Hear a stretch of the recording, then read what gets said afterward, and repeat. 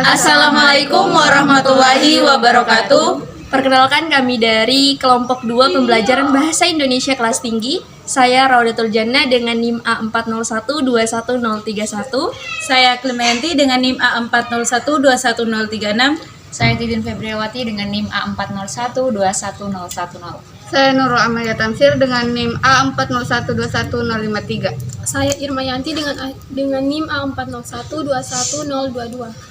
Kami akan menampilkan video pembelajaran tentang pembelajaran bahasa dan sastra Indonesia dalam pendidikan karakter dan kurikulum 2013. Selamat menyaksikan. Pembelajaran bahasa dan sastra Indonesia dalam pendidikan karakter dan kurikulum 2013. Pembelajaran dalam pendidikan karakter didefinisikan sebagai pembelajaran yang mengarah pada penguatan dan pengembangan perilaku anak secara utuh yang didasarkan atau dirujuk pada suatu nilai. Pendidikan karakter dengan proses pembelajaran bahasa Indonesia memiliki hubungan satu dengan yang lain. Dalam pembelajaran bahasa Indonesia, terdapat nilai-nilai pendidikan karakter, diantaranya kejujuran, intelektualitas, sopan santun, dan rasional. Berkaitan dengan karakter, Saryono dalam Septianingsi 2011/2 mengemukakan bahwa karya sastra yang dapat dijadikan sarana untuk membentuk karakter bangsa antara lain: 1. Karya sastra yang mengandung nilai estetika adalah sastra yang mengandung nilai keindahan, keelokan, kebagusan, kenikmatan, dan keterpanaan yang dimungkinkan oleh segala unsur yang terdapat di dalam karya sastra. 2.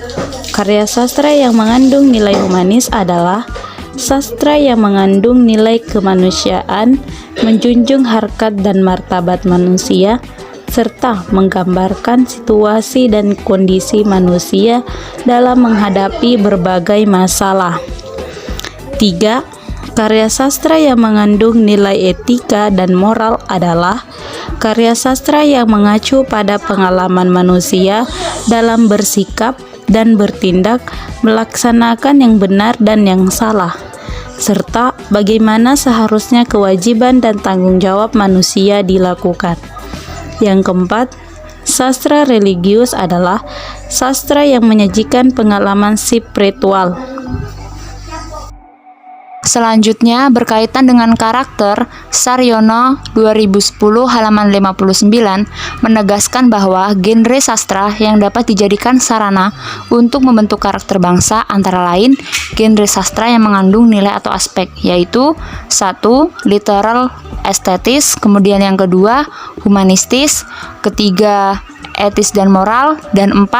religius sufistis profetis.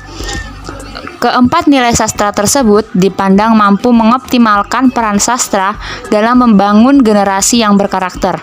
Sasaran pembentukan karakter kepada peserta didik dilakukan baik di tingkat dasar, menengah, dan perguruan tinggi, sehingga terbentuklah generasi yang religius, jujur, toleransi, disiplin, kerja keras, kreatif, mandiri, demokratis, rasa ingin tahu, semangat kebangsaan, cinta tanah air, menghargai prestasi, bersahabat atau komunikatif, cinta damai, gemar membaca, peduli lingkungan, peduli sosial, dan yang terakhir adalah tanggung jawab.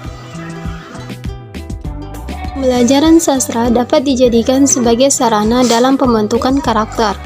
Hal ini karena sastra merupakan instruksi moral, sedangkan karakter merupakan nilai-nilai moral yang teraplikasikan melalui tingkah laku.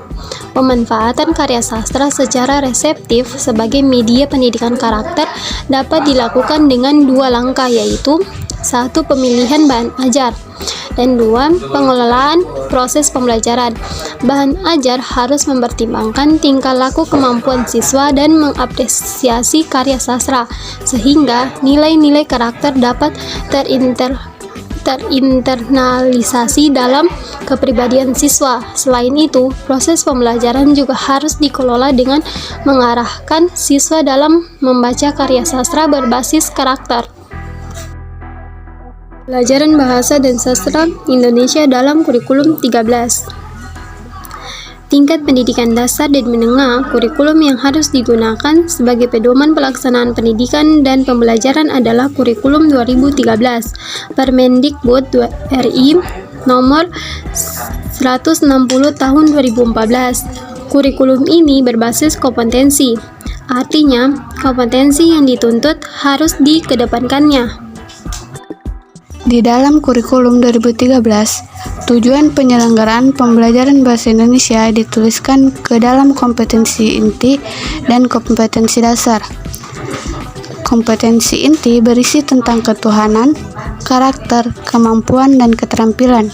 Sementara kompetensi dasar berisi sejumlah kompetensi yang menghendaki agar siswa mampu melakukan kegiatan. Adapun tujuan tersebut yaitu: yang pertama, menggunakan bahasa Indonesia sebagai perwujudan iman kepada Tuhan Yang Maha Esa, berakhlak mulia, dan berkepribadian luhur. Yang kedua, menguasai bahasa Indonesia sebagai perwujudan manusia yang berilmu, cakap, kritis, kreatif, dan inovatif. Yang ketiga, menggunakan bahasa Indonesia sebagai perwujudan manusia yang sehat, mandiri, dan percaya diri. Kemudian yang keempat, menggunakan bahasa Indonesia sebagai perwujudan sikap toleran, peka sosial, demokratis, dan bertanggung jawab. Pembelajaran bahasa Indonesia dalam kurikulum 2013 adalah pembelajaran berbasis teks. Teks merupakan ungkapan pikiran manusia yang lengkap yang di dalamnya memiliki situasi dan konteks.